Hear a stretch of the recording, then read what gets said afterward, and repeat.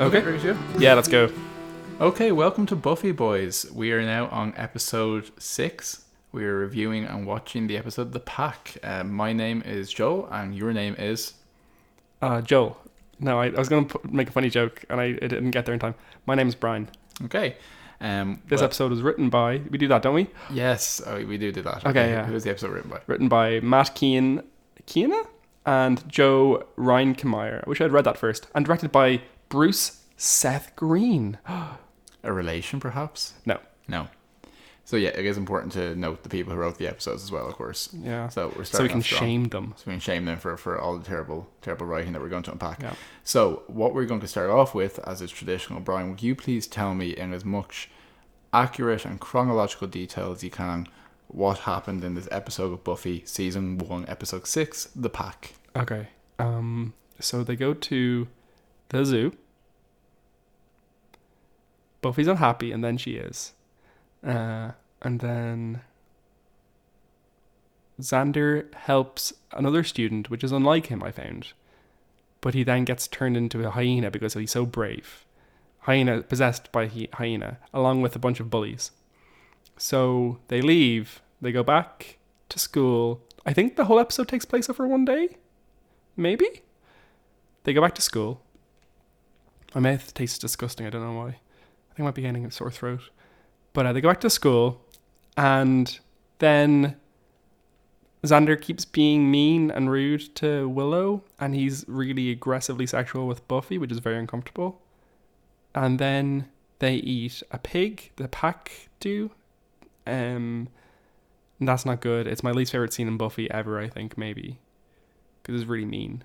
And then Xander gets knocked out by Buffy because he keeps coming onto her. Which, fair, you know? And then they eat Principal Flutie, but Xander doesn't. And then Buffy figures everything out very quickly. It's very impressive. No one believes her, as per usual. And then they... What do they do?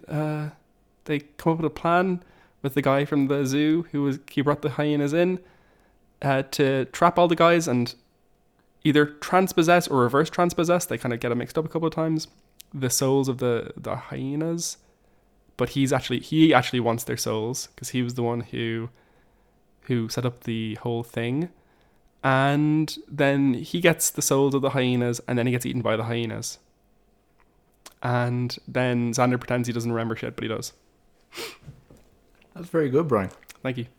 If you start getting better, remember what happens in episodes. This might ruin this entire bit. Yeah, so that was one of my thoughts, was that, is this funny enough for me to do this if I'm not doing a good enough job of it? So I was thinking of writing writing like funny ways to get things wrong in advance maybe, or just cheating the system basically. I think that would ruin the authenticity that our fans have been coming to us for all this time. Yeah, exactly. To expect. Which, actually, we just released the first episode. We did. We're very excited. And the second episode. And the third episode. And the third episode. So this is if you're one of our regular, long-time, continual listeners, this would be the first episode. I'm just kidding. She's not listening.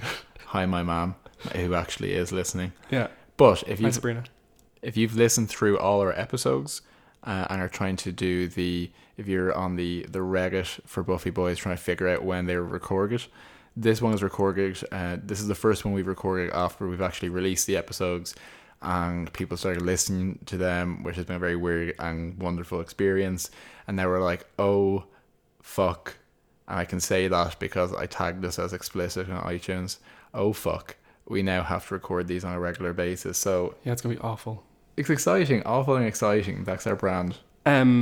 Yeah, so thank you so much. I can't believe we shot the number 1 in the iTunes charts. We got to number 1 in like educational and history and funny and musical. Tens across the board. Yeah, and it's funny because we didn't even apply for any of those categories. So I just think it's really impressive. I meant to tell you, Brian, I got a phone call this morning from President Michael D. Higgins to congratulate us. He's a homosexual. He is. He's family. He is family, and no one likes to talk about it. But yeah, the president of Ireland and the Taoiseach of Ireland, both absolute homosexuals, and no one knows, or no one talks about it. Okay, They talk about the Taoiseach being homosexual. People know that the Taoiseach is. And Taoiseach, I'm loath to say this, but I understand that we have international listeners. Taoiseach is a prime minister. Yeah. But he is a stated homosexual. Okay, so here is the first thing I want to bring up for discussion about this episode. Is that, so previous episodes we've been watching on DVD, which has been the only way I've watched Buffy ever, I think, except for the time I watched all of the episodes on YouTube. All of the episodes? Yeah, in 2008. I've discussed this before, but they used to have all the episodes. I know you watched some of them, but I didn't know you watched all of them. Yeah, it was a really slow summer. Okay. So this is the first time that we've watched it on Amazon Prime, which we didn't realize was on Amazon Prime. I presumed it was going to be the DVD rips, essentially, that they'd have up there. But the HD remaster is actually what was up there, which I didn't even realize was like existed in the public realm. I thought it was just that the HD remaster were out there. Some people have seen them, but they're shit. But no, they're here and they're shit. So we watched that, and we're never doing that again. It was so easy and such a shame because there were so many shots that were great because of the HD remaster, like weird colors but good, and you could see things. But the subtitles were fucked up, which is a major problem for us because we watch everything with subtitles. And B, there was shit cut out of scenes. There was insane close-ups of every single fucking character. It was awful. I hated it. So, fuck you, Amazon Prime. Yeah, so I think that might be a bit potentially divisive for people about the fact that we watch we watch literally everything we can with English language subtitles because we like to read along. And I certainly like to do it because it helps me spell things, which is quite a nerdy thing to say. But we have, as a couple, I think one of the reasons, perhaps the only reason we stayed together this long, is we actually found someone else who was like, yeah, let's 100% watch this episode of Frasier with the subtitles on if we can find them. You know? Yeah, it's true. It also is great for Buffy because you get loads of episodes where they have like the spells written out in the script, obviously, and that got translated into subtitles. So when we watched this in like 2011 in your apartment back then, that was 2012.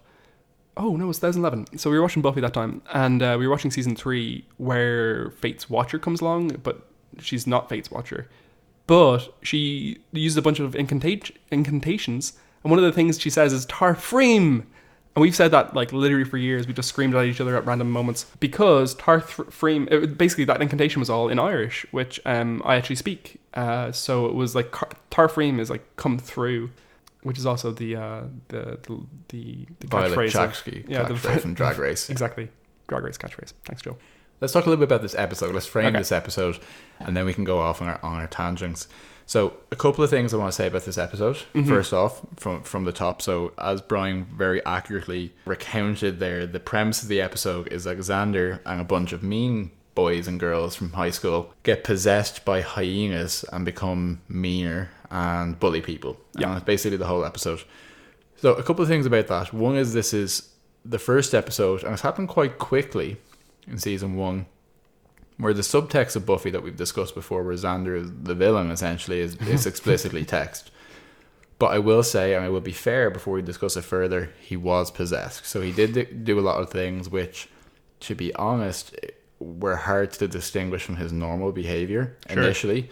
But he was possessed, so it wasn't, whatever, entirely his fault. So 2 things about that. One is that, like, is he a villain in the sense that he actually does this through like an act of heroic kind of like justice correction in trying to save Lance from being bullied and pushed into a hyena pit, which is awful. Look at you knowing a minor character's name. I'm so impressed. I looked it up. Okay, so I know a lot of the minor characters' names in this episode because... Oh, sorry, you wanted to reveal this? No, I was going to say the names are very funny, but we can come to that. But I want to say about your point about how Xander becomes possessed by the hyenas, very inconsistent in terms of mythology. So the whole point of this thing that eventually we find out that the zookeeper is using these African hyenas that he learned a ritual from an ancient Maasai tribe about how to possess the primal spirit of the hyena. And the entire fulcrum of that ritual is about a pregatory act, and that's how you imbue the power, that's how you ingest the power. So if Xander is there saving the dweeb from getting killed, why is he get the predator power. That's a good point for sure. I think a lot of the episode actually does center around the idea of power rather than preying on things. So that, I mean, like, if we're being very generous, we could read that as being the fact that hyenas aren't, like, you know, being portrayed as pure predators or like evil here, that they're being portrayed as being observant of power exchanges, which it would of course be the case. Yeah, there's so many things here that I'm like, oh, here's another point. But no, you're right. The process by which it happens is not great. One of the most important things to note, of course, hyenas, not patriarchal. That's true. So Xander essentially becomes the de facto unofficial leader of the pack, and because he's our viewpoint character. Yep. But amongst the many inconsistencies that I'm sure offended the hyena community during this episode is that hyenas are a matriarchal animal society, i.e. led by women, of which there are 2 in the pack, and I don't think they have any lines of almost any significance during the episode. No, the girl with the short hair speaks a good bit, but Okay. the girl with the blonde hair and the guy with the blonde hair, I don't think they got their SAG cards even for this. No. They don't speak literally once, and the blonde guy is like chewing the scenery like nothing else. He's clearly a dancer straight off Broadway, doing all sorts of weird like poses and like rubbing his face up into people and stuff, and it's awful. At one point he like drools, and it's very clear like some stagehand has like laying a line of glucose down the side of his face. It's real thick, you know. But something else I want to say about hyenas, because it's very important to me that I make this clear as soon as possible as we discuss this episode. Hyenas do not laugh the way people laugh. So the vocalization, the giggling the hyenas do is to discourage people within the pack from bothering them. It's basically them saying, oh, leave me alone. And it's not used against prey, and it's not any form of humor. Did you read that in the wiki? No, I have looked up why do hyenas laugh before, and that's the answer. So the way I am a freak. The way it's portrayed in terms of it being like a mean laughter is like completely misrepresentative of hyenas. That's kind of funny. I feel like we're speaking in a very specific way, having had to listen to ourselves so much over the last month, because we've done all the editing of all the episodes in the last month, and well, Joel has, and we've like, I've had to listen through all the episodes a couple of times, and having to listen to yourself saying like every 7 seconds and, you know, and all that stuff is painful. I might need a cough. Sorry, 1 second. Where's your cough button? Sorry? Your cough button. I do. That's a cough button. Okay, so you were saying the hyena society, or hyena people. Hyenas actually actively do have representatives, and I know this because I remember reading the Wikipedia article about Lion King at one point, and apparently hyenas do need donations in the same way, like for preservation reasons, same way that a lot of animals would, and they got basically no support after the release of the Lion King because of how negatively they're portrayed. So yeah, all the global support for hyenas dropped instantly, which is fucking insane and also amazing. So there are people out there who do care about hyenas. Oh, I'm sure there are. What was really amazing with this episode, the most incredible thing, is that it's an episode about Africa, and there's no racism at all. There's not much racism. There is, on the scale of an episode at this time, it does go pretty well. There's obviously no African people or African American people in it. There's a few African American students during the dodgeball scene, and for a second, the scene where the pig gets loose.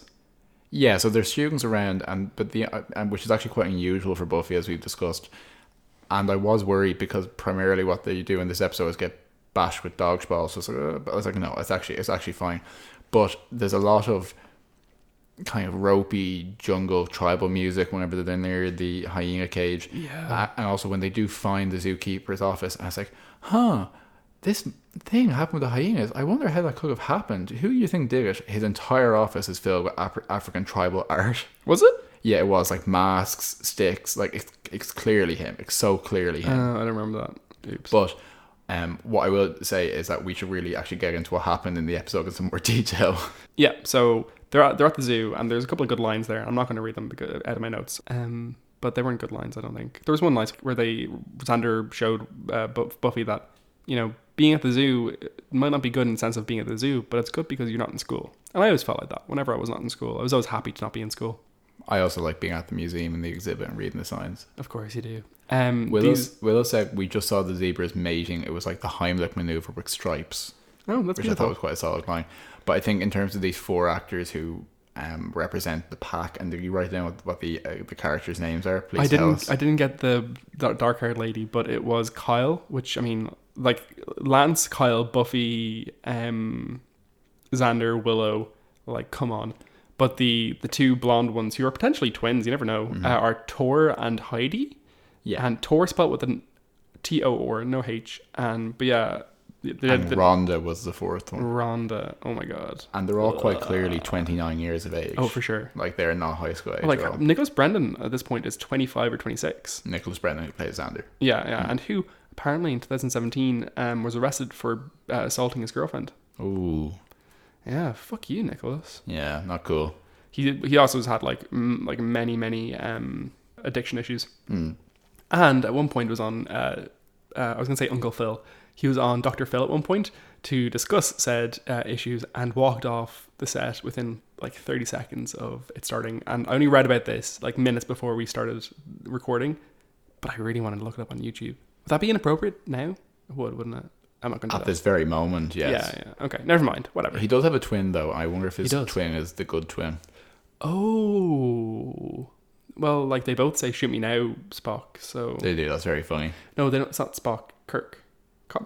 No, it's "Kill us both, Spock." Is Kill us the both, line Spock. from Sorry. Yeah. Star Trek: The Original Series. Yeah, no, that's one of the notes I have as well, is that they're all in their 30s. Okay, one of the most important things about this episode is the fact that curator of the zoo manager, Zookeeper. His name's Dr. Werrick. Dr. Werrick. No, it's not. His name is Dr. Frasier Crane. It is actually just Kelsey Grammer. Kelsey Grammer, yeah. And it's not even a breakout role for Kelsey Grammer, because we've been watching Frasier, and Frasier Crane is fucking evil. He is. Well, he's the villain of that show. Like, he's also the only straight actor on set in the vast majority of scenes, straight male actor. Mm-hmm. So I feel he brings a lot of that, like, villainous heterosexual energy to it. No, he sure does. He's a bastard. I hate him. But in terms of some of the other kind of interesting things about this presentation of the episode, it was very much a Monster of the Week episode. There's no vampires in it. Mm-hmm. But what I will say is the way that they portrayed the pack and how they menaced people and some of their makeup choices and all that, I actually felt was quite reminiscent of traditional vampires. So not Buffy vampires, but at one point they're tapping on the windows, and when Willow's in the library, very Salem's Lot. Willow, come outside. That's very a very old-fashioned way to portray vampires. So what I read that as was more so, I kind of read that more in the kind of warriors kind of direction. So that was my note for that, was the style of that kind of pack mentality approach to things was very warriors-y, and like, as in the Warriors, the film. Yeah, Warriors come out to play. What I will say is, one of my first thoughts when I saw the pack arrive was they look like a mean version of the Power Rangers. Oh, yeah. Like an episode where the Mighty Morphin Power Rangers would turn to be like the punks for an episode and start bullying people. Mm-hmm. They weren't very convincing bullies. Because at one point, like, a guy says something along the lines of, like, therein lies the mystery. It's like, that's not how teenage bullies speak to people. They very rarely use the word therein. This is true. And just very unconvincing. Like, as unconvincing as, like, the actual hyenas looked like fur wrapped around an old stick. Oh my god, the puppets were awful. They had like motion along 2 axes, and that's it. It was awful. Sorry, error, Joe. What you do? Apologies. Try to press down somewhere you can't press down. But yeah, puppets aren't something you see on television in this context a lot anymore. Yeah, I feel like the last great puppet show was probably Farscape. This is true, and that's obviously Jim Henson, who's a master. Yeah. I don't think they had his talents at their disposal here. But what was weird about it was I was genuinely surprised to see that the mean kids weren't possessed at the start of the episode. No. Like, I thought the whole thing for why they were acting so like aliens trying to pretend to be people was because they're possessed, but apparently that came later, Yeah, no, for sure. They're awful. Here's one thing I meant to say. Cordelia's not in this episode, and that's fucking rude. She's not in this episode. I think it's actually the first episode where there isn't a main character in it. Yeah, we both read the same Wikipedia entry. Great. We did, but you have to kind of, what's the word?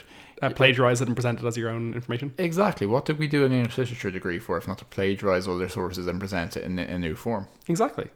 So one of the things in terms of, I suppose, how the whole episode is presented is, whether intentional or not, with its commentary about power dynamics and about preying on the weak and all this kind of stuff. Sorry? Oh no, it said sure. Yeah. Is the kind of the whole toxic masculinity and the whole kind of power hierarchy, and I think it's one of the reasons why it's being accurately portrayed as a patriarchal group, because they're trying to bring to the surface this whole subtext that Xander has. And I'm not for a moment suggesting that there was some kind of brilliant writing intent behind this monster episode, but the unconscious intent when you do this is you're saying, hey, not Buffy, Xander's that guy who hangs around and is like, why does she never like nice guys like me? Yeah. And when he gets a little bit of his inhibition removed, like Buffy names it. She says it's felony sexual assault, you know. He holds her down and says, I know you're saying no, but you always want a dangerous man. And then Buffy Summers, being our Buffy Summers, cracks him over the head with a table. But it is very much saying this is the other side of that coin, where it's like, we don't want, you know, that Xander doesn't want pasty-faced Willow, his words. He wants to like be like horrible to Buffy, you know, so it's trying to like exposing that a little bit. I would say that it's probably not written as such. I felt that the text of the matter was probably more along the lines of Xander is a good guy who came into this through a heroic action, i.e. saving Lance, and that basically he gets vamped, he gets his personality inverted via this possession. And that's what's going on. So like his behavior towards like Buffy, etc. I think that's how it's written as being, is that he, not that he has his ambition slightly removed, but that he's reversed. But like as a, like, you know, a smart viewer, like, you know, we're kind of saying, yeah, this is kind of just Xander, but more upfront with his awfulness. Like his like when he says that about Buffy only wanting dangerous guys, you kind of get the feeling that, like, you know, that's maybe the writer, the authorial voice coming through a little bit, but also that is something that Xander thinks outside of being a predator and a hyena, is that like he definitely thinks that Buffy is interested in Angel because Xander's so nice, but like Angel is so, like, you know, dangerous, and that's why. Importantly about Angel, at one point Buffy calls him a honey, which was she great. Does call him a honey. Yeah. And she also says all he wants to do when he hangs out is talk about vampires. And given the deductive power she shows later in the episode, like at one point she should be able to put this together a little bit, you know? Yeah. I only ever seem to see him at night time, you know, away from any crosses. So did you read any bisexual evilness into the portrayal of the pack? I don't know if I read bisexual evilness in that trope of the kind of evil voracious bisexual. It's a good point. There's lots of orgiastic kind of like intentions there, and when Kyle comes into the bronze, Xander like very much eye fucks him as they, like, when he comes in, they're like very, very into each other. Yeah, very specifically, I agree with that, because something I did pick up on was, okay, on one side of it, you have this kind of toxic, kind of very patriarchal thing that they're doing, but there is a weird intimacy between the pack, which does naturally lend itself to that kind of sexual fluidity kind of thing. Sure. And in particular, what I think Kyle, as you've very helpfully remembered his name was, because I didn't know his name was Kyle. Yeah. What Kyle does when he comes into the bronze with Xander is what will be colloquially known as the gay stare. He really does the gay stare, yeah. So essentially, when gay men are able to maintain eye contact with other men, it's a cue that this person is not a heterosexual, because heterosexual men traditionally will flip their eyes away as quickly as possible. But it's not just like recognizing other homos. It's a mating call. It is a mating call. I really do feel like the suggestion there is that Xander is like a good guy in this episode. You know what I found particularly awful about this episode is that this is the second episode this season, 6 episodes in, that's Xander-centric. We haven't had a single Willow-centric episode. That's true. Although what I will say about, Willow is very much a supporting sideline character at this point so far. And I'm not saying that she should be, but she is. She has some really great moments in this episode. Yeah. And in particular, what I thought was very deft in terms of the portrayal of Willow is when Willow thinks that it's just Xander fancying Buffy and losing interest in her. Yeah. There's this moment where she's like, Xander is just interested in you, Buffy, it's because of you. Almost any other show would have portrayed that as a moment where she gets angry at Buffy and blames her. And this show doesn't do that. Willow doesn't blame the other woman in the situation. She stays true to her characterization. Sure. And she carries that through when Xander is locked in the library in the book cage later on, and incidentally that's the first occurrence of a recurring trope of people getting locked in that book cage in the high school library. she is very like in a position where she could be a damsel in distress, tricked by the guy trying to convince her that, oh, I'm perfectly fine, Buffy's the bad guy. And she's like well prepared for him. Do you know what I mean? And like very easily is like Sure. tricks him essentially. You know, it's a really strong moment for Willow. It's an early, very good characterization for her. Yeah, I get you. I said to Joel not to put his hands on the table during this episode because we pick up the noises so easily when we're recording. And I can see him gesticulating under the glass table and trying to like hold his hands very carefully. And yeah. And also like using my hands as an outlet every time I say like. Yeah, sure. To try and restrain myself. It's a process. I felt that the Buffy analogy I thought that was most appropriate after editing those first 5 episodes was when Angel comes back from hell and he says, I don't know how long I've been gone, you know, and he's kind of lost his mind from just being trapped in this like recurring prison. Yeah. Oh, here's a question. How does Willow know Xander's blood pressure? The fuck? Yeah, at one point she does say that she's monitoring him so closely that she knows his blood pressures. I think it was 130/80, which I can't remember if that's 130/80, good I think. or not, is it? Yeah, it's pretty normal. I think. There's a lot of like oversharing in this show, and like we mentioned in previous episodes how Xander has done gross things like watching Buffy change and just generally being up in her space, to the extent that they don't overly react to the fact when he is openly smelling her hair when he turns into a hyena. Yeah, I know. It's a weird one.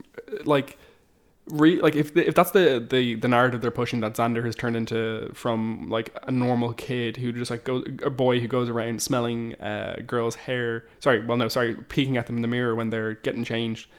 Like surely they should have realized in writing that like the leap from predatory Xander, from non-predatory Xander to predatory Xander is way too small. I mean, that's a terrifyingly small gap between acceptable and unacceptable behavior. You know, if they're accepting what he's done previously, which they never really call him out on. Like, you know, as a show, if you're taking the text as being like reactive to its own characters. Yeah, it's true. They don't really examine Xander, and in some ways, I'm kind of like, that's fine because the show isn't about Xander. It's definitely not about that side of it. It's just we're so aware of Xander because he's such a counterpoint to these strong female characters elsewhere in the show. Yeah. And at one point, you know, someone says that Willow says to him when he's giving out about not wanting to study math. Yeah. That you might fail math and you flunk out of school, you end up being the guy who sweeps the floor at the pizza place saying, hey kids, where are the cool parties this weekend? That is basically what happens to Xander. That is the guy he ends up being. Yeah. It's also Steve Buscemi. Steve Buscemi? Hello there, fellow kids. Oh, very much so. Yeah, you're very right. Yeah. What's sad is that it's also Buffy a little bit. She does end up working in the Double Meat Palace. Yeah, that is true. But she makes her way out of it. Yeah. She has a classic career, you know, journey where she hits a bit of a stop, and then eventually she finds something she's very good at in being a guidance counselor, and then she blows up the town. What's important to bear in mind with all of this show is that these characters only ever get to the age of 23 at the very most, which is terrifying. I can't remember being 23. That was like 5 years ago. Yeah, they all achieve. Even Xander achieves more than I do by the time I was 23, kind of thing. Yeah, he's actually doing pretty well as like a 21-year-old. Yeah, he gets his stuff together. I think they kind of have to like age them emotionally quite quickly, not just in terms of like the like for plot reasons, but also because their actors are so old that they have to make them seem a bit more mature by the end of the show. I think it's also part of the reason why when Dawn is introduced, aside from other issues with Dawn, why she comes across as so juvenile. So she's supposed to be 14 or 15? I want to say 14. I would say 14 because I think she has to be younger than Buffy was. But like she's not significantly younger. And the first episode of season 5 where Dawn's introduced, the second episode of season 5 where Dawn's introduced is like janky. It's just so specifically like she's a child. She's like a 5-year-old rather than a 14 or 12-year-old or whatever she's supposed to be. Yeah, I think we've discussed this before, but I think initially the script was written for a much younger child. Was it? Yeah, so like they didn't alter a lot of her portrayal in that first episode because it kind of passed. Yeah. But it was written with a younger sister in mind. So that's why she comes across as so juvenile. That's really interesting. And actually, I think this would be a good juncture to mention a couple of things I didn't know about Buffy that I found out in the course of researching this episode. One is, I've always had a little bit of a soft spot for Principal Flutie. Because he's so useless. Yeah. And he gets eaten. Sure does. And he has this classic journey that people have on Buffy where just as he's starting to be friendly to Buffy, he dies viciously. Yeah. And I always was wondering, like, why knowing the other things that Joss Whedon does and the other ways that he portrays characters, why introduce this guy for 6 episodes and then kill him? Yeah. Apparently the reason was when Principal Snyder, who's the long-time principal of the high school, was introduced, it was meant to be a mechanic where principals were getting killed off every couple of episodes. But he was just too good. But he just landed so well, and it's such a good dynamic that they kept him for the rest of the high school arc. Oh, that makes so much sense. I 100% believe it. I can see that running gag being set up. That's so interesting. That's new one to me. Nice. Yeah, I didn't know that at all. And I also read a comment, a comment on a Reddit forum about this episode, which is unverified, but I will be interested in learning more about, which is the suggestion that Joss Whedon at this stage in the show knew that either Willow or Xander were going to come out as gay. Oh. But hadn't decided which one. Which is plausible enough because there's nothing particularly gay in Willow's portrayal at the moment. I think it works well as an overall character arc. Sure. But I would be happy to say that she doesn't show any writing to indicate that she just hasn't come out yet. Yeah, of course. Like, obviously in season 3, there's that amazing very different character, Vamp Willow moment where she sees Vamp Willow. I think that's season 3. She sees Vamp Willow and she's like, oh my god, I think I'm gay. Or something like that. Vamp Willow being like one of the OG classic evil bisexual characters.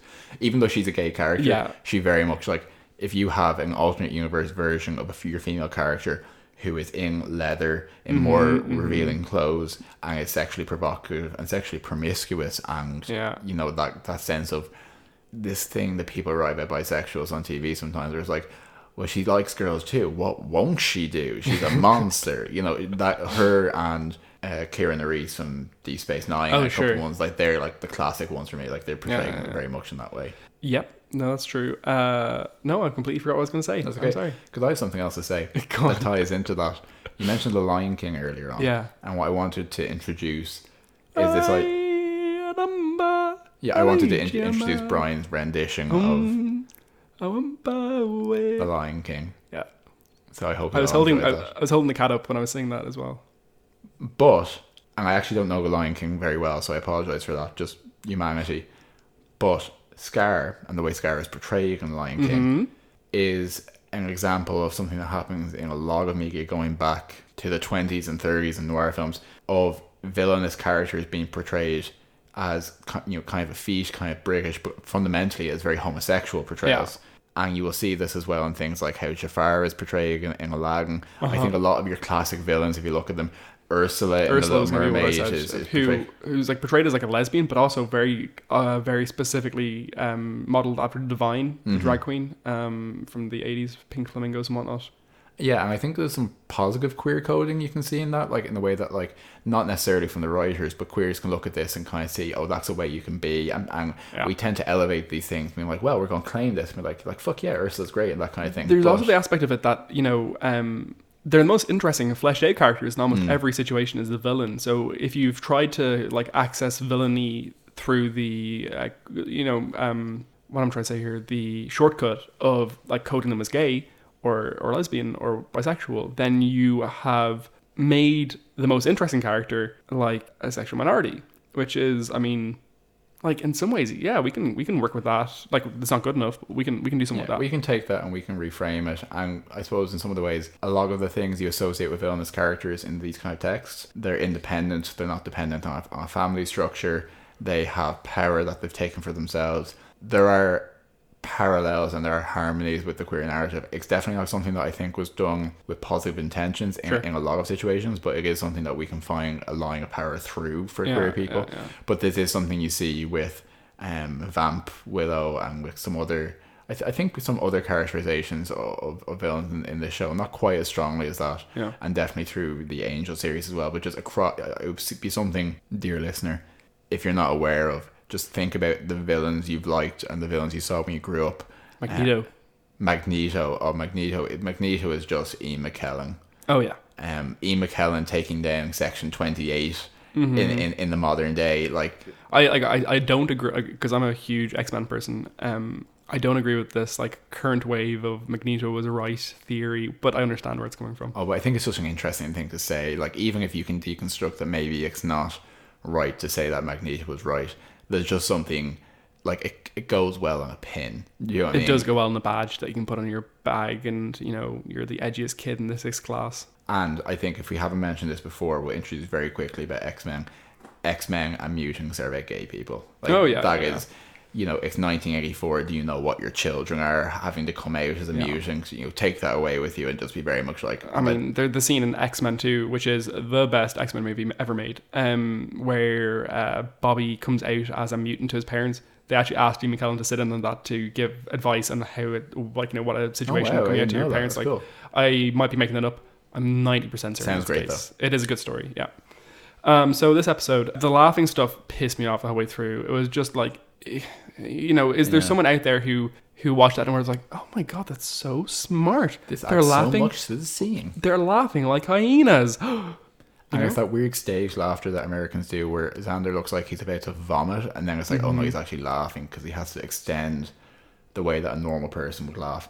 But one thing that evil Xander does say in this episode, which I really felt, and I felt it in my bones, was when he was talking about geometry, and he said, it's just like a big blur, all these numbers and angles. And to this day, like literally today when I was in work, I asked Brian to help me work out how to divide one number by another to get a conversion rate. A conversion rate or percentage, essentially. Yeah, no, It's not one of my strengths, but I really felt that. I was like, yeah, why do we need math? At the same time, isn't that like just the most typical line of any TV show or media ever being like, do you need maths? You never use this in real life, which is just such bullshit. The guy who acted Kyle was in Band of Brothers, actually, I found out. And Once, apparently, for years. Which, do people watch Once? I don't think so. What is Once? Once Upon a Time, sorry. Not the movie Once. Oh, so is Once Upon a Time one of those, like, fairy tales in the... It's basically bad fables. Okay. It's the one that had... remember the blonde actress who's in House seasons 1 to 3?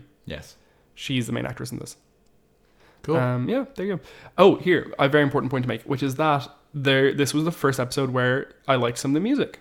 Oh, okay, cool. Yeah, so you know when they're walking through the quad, I'd imagine they'd call it. Mm-hmm. And they're having their like pack moment where they're like wandering. They're like, we're so cool. The music is by a band called FAR, F-A-R.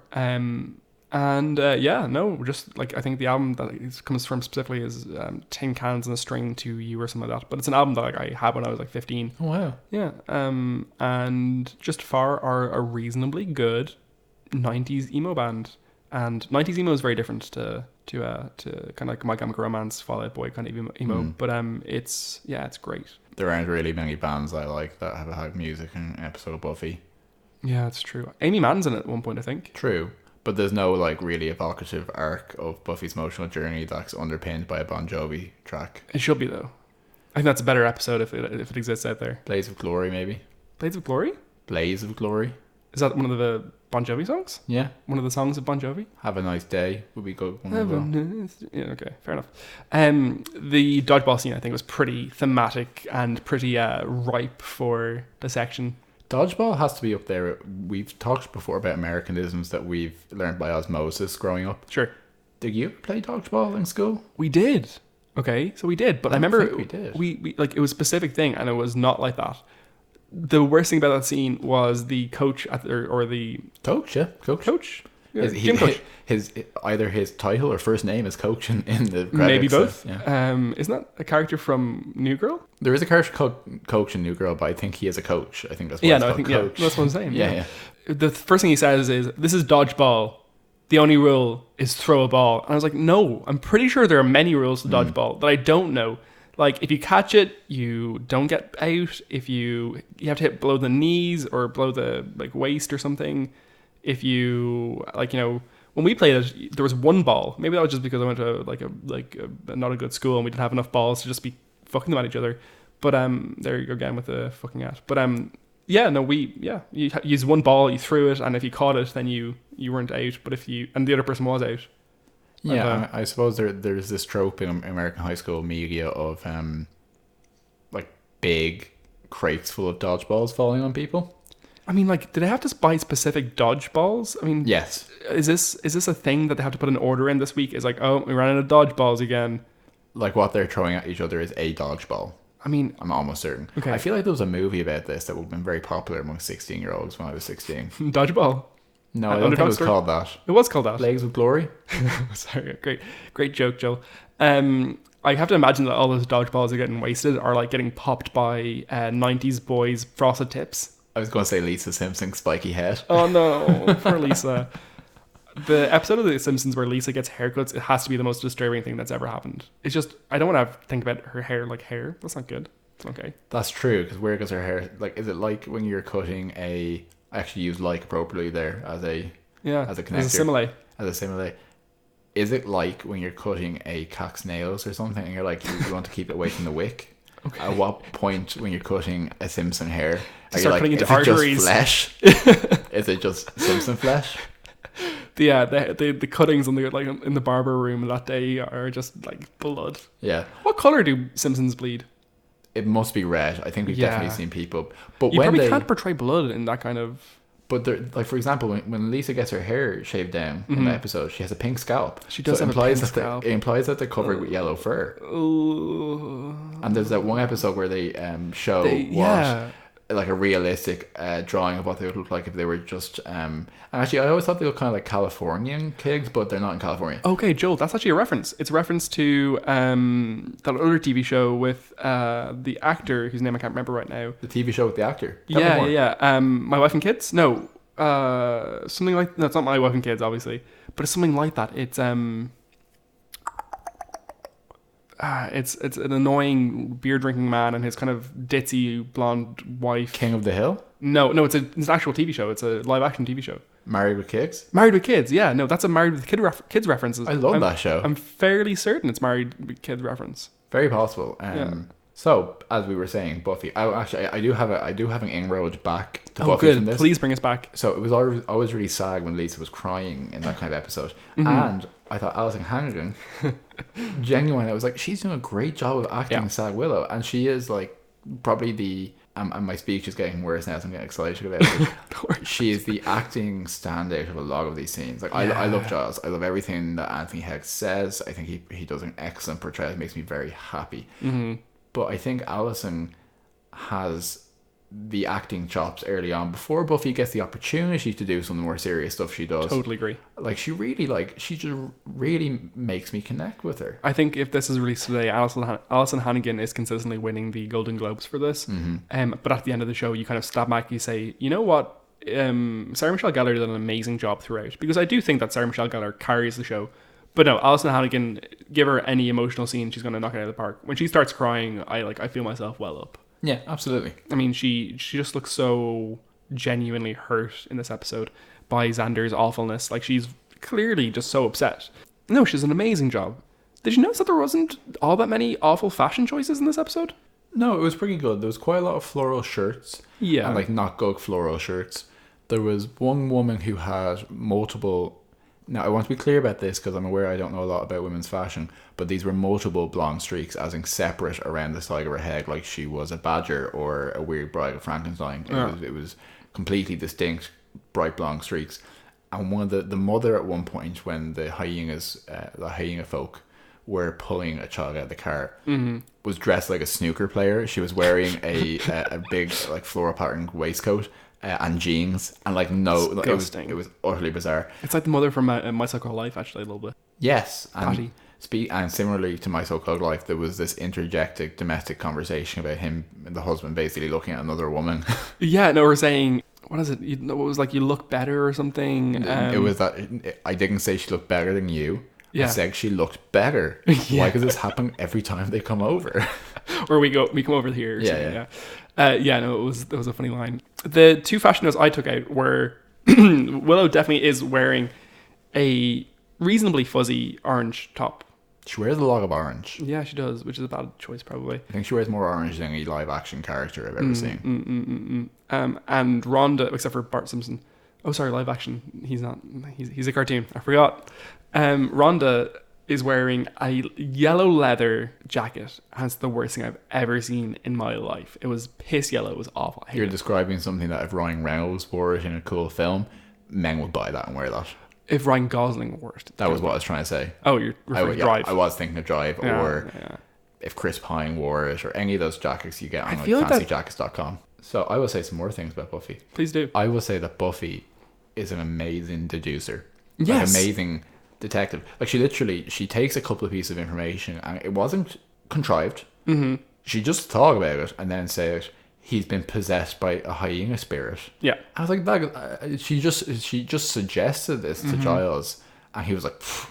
But she was 100% right. Yeah, it was such a funny moment. And again, in Giles' portrayal as like this ideal male supportive figure in a woman's life, he like doesn't believe her at first when he's like, that's because in fairness, he's definitely just being a dick. Like, it's not like a magic thing. As soon as the slightest evidence that she's right, he says, I'm sorry, basically, and goes and helps I like them. that moment too, where he was like, no, I'm sorry, you were right, and I should have seen it sooner, is what he said.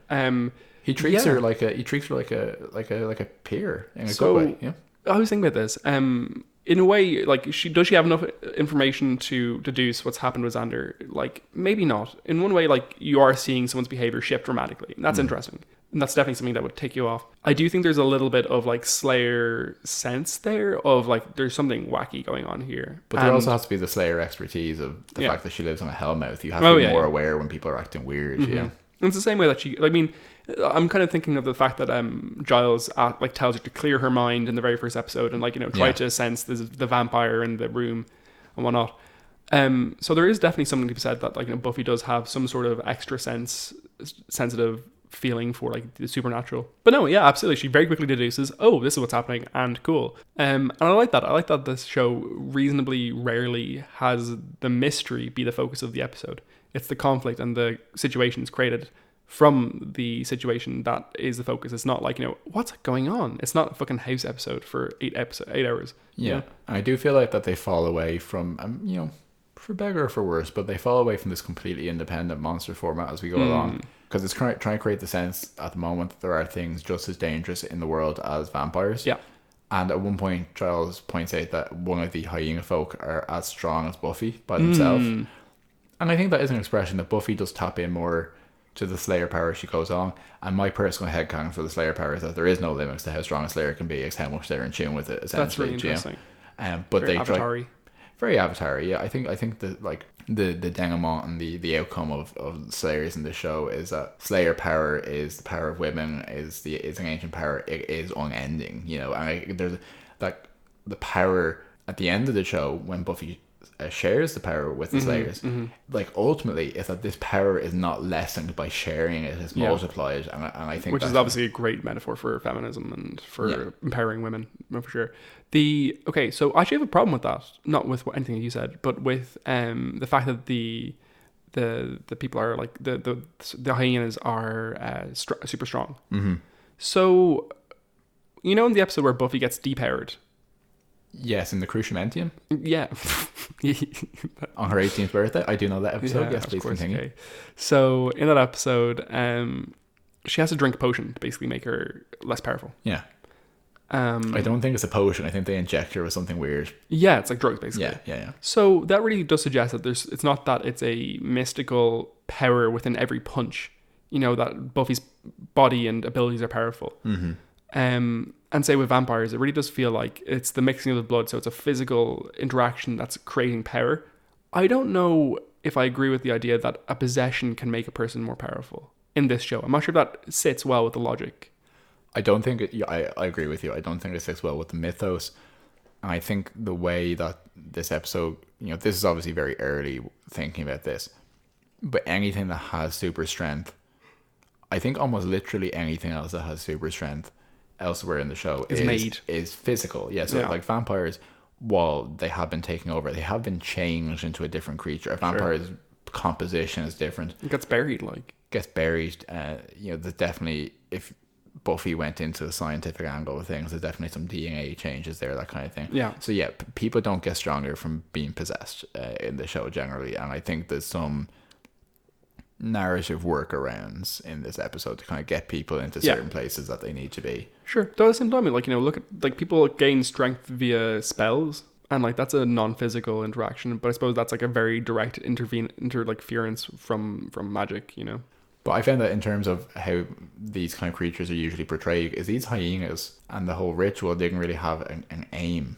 Yeah. Like, I know there was this broad aim that Frasier Crane wanted to get the power of the hyena and just be powerful. Fucking But Frasier. there's no end goal to it, where usually a monster, like, or a spell, has something it's trying to enact, and that's where the power comes from. You know, this was just like, let's go and eat a pig.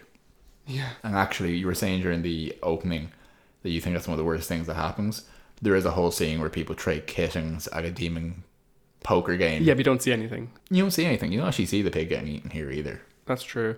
Regarding the pig, are we like just portraying? Are we just like agreeing that was a dead cam shot when the pig was running around the school? Yes, it was very similar to the dead eye cam from Evil Dead. Yeah. To the point where it rang into Buffy and it got picked up. So someone obviously had a camera on a stick and was just pushing it around the floor. On a stick. I thought you said something different there. Sorry. Yeah, no, that was great. Actually, I don't know if this is late in the game to introduce this question. Mm-hmm. But Buffy kills a person. Oh. No, because hear me out. Here's my theory. Right? Yeah. She wouldn't have, while any of these teenagers were possessed by something which was reversible, she wouldn't have killed Xander, obviously. I don't think she would have killed any of the other teenagers. No, you're right. So when the zookeeper becomes possessed at the end, she lifts him up and throws him into the hyena cage to get eaten. Does she lift him up? She does. Or it might be some kind of... I feel like she knocks him and he falls into it.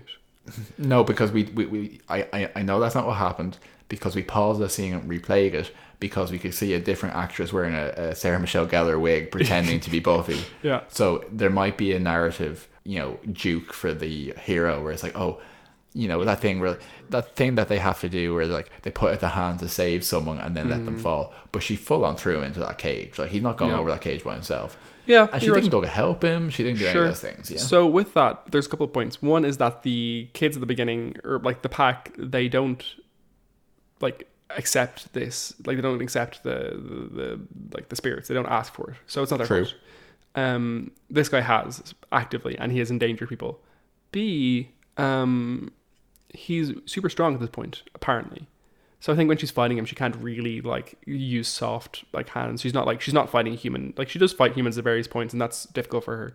But like, she very much isn't at this point. She's fighting someone who's stronger. Who's as strong as her apparently, and who has done something bad. So I don't think you do put on your kid gloves for that. Oh, I understand the tactical reasons for it, but I feel like generally throughout the show there's a really clear distinction, a really moral distinction about killing humans, and there's a whole thing with Faith about that. Yeah. And even bad humans, and maybe more so through Angel, there's a real question of whether Angel is able to kill human lawyers who are horrible people but are human. And this is, I think this is something that she should have probably, based on later episodes, thought about a bit more, or kind of discussed a bit more later. Yeah. Well, I'm like, it's a very throwaway episode. No, all of this was pre-written, start to end. Any flaws in the 7 seasons of Buffy are a plot hole. Of course. I can't believe they dropped their wad on using the line "Don't play with your food" this early on in this show. I mean, like that could have been a season 7 line where they're like, "See, we held this in the bank," Very hard to do. I found even promoting this podcast, like how quickly I've used "sink your teeth into." I hope it doesn't suck. You're a bad person though. We vamped on that episode. You use all those bad one right out of the gate. Yeah, no, you're right.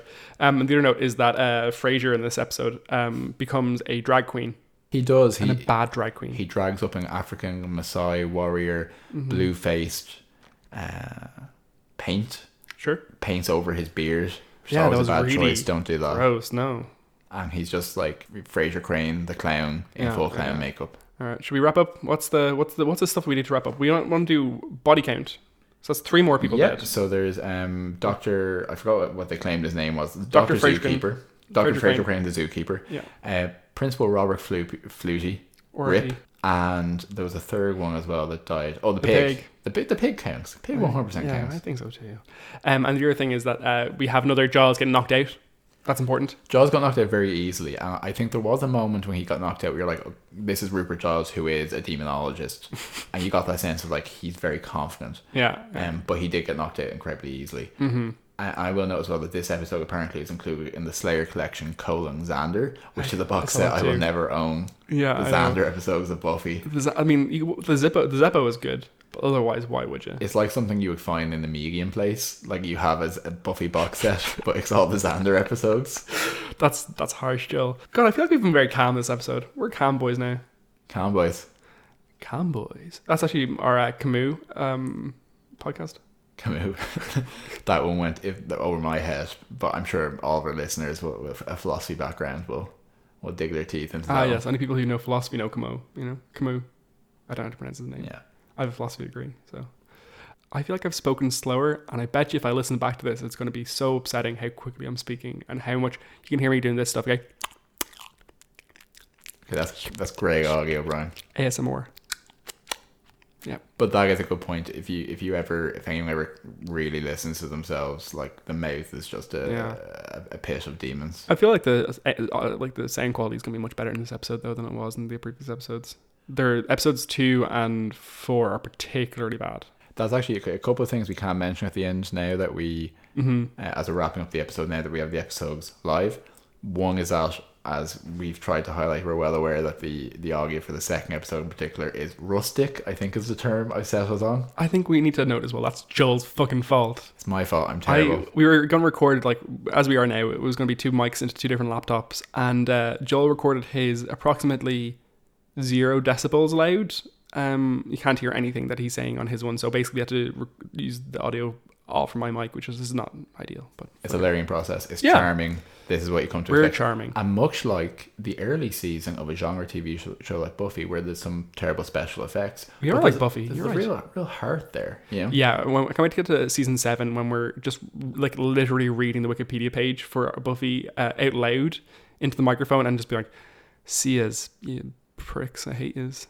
And that's the whole episode. We're going to get very bitter by season 7, apparently. I'm already very bitter now, That's so true. imagine what's going to happen with a couple of years. So I give this episode 6.1. Oh, fuck.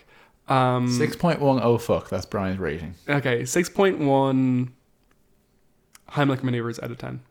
It's pretty good. I'm going to give it 6 on the dot. 6 on the dot. Floral snooker waistcoats.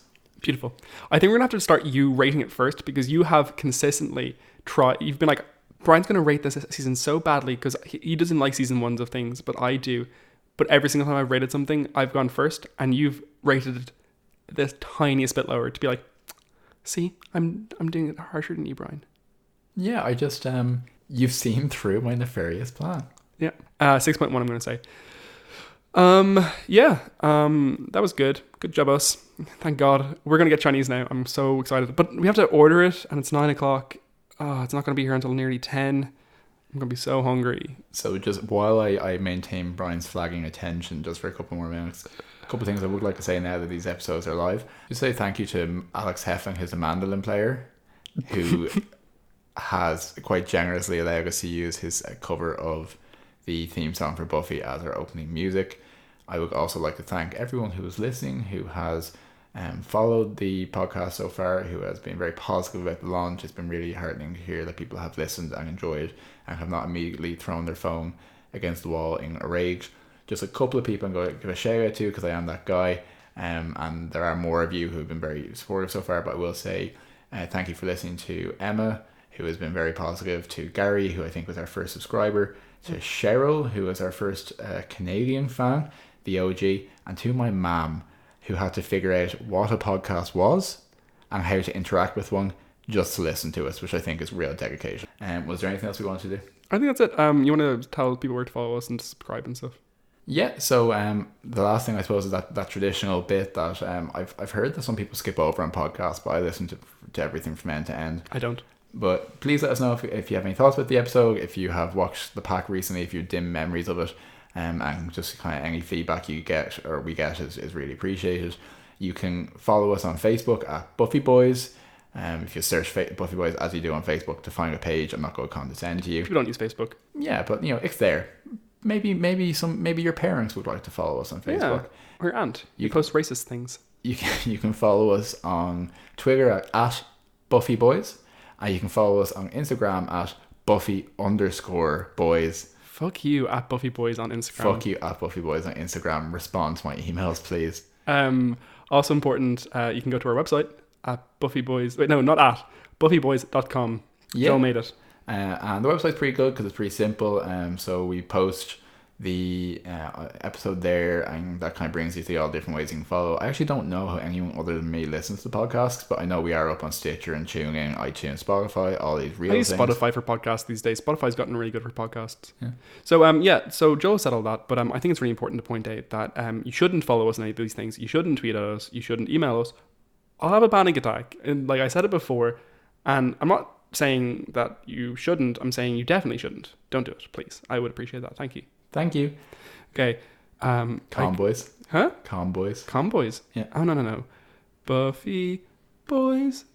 Bing bing bing. Buffy Boys. Buffy Boys. See ya.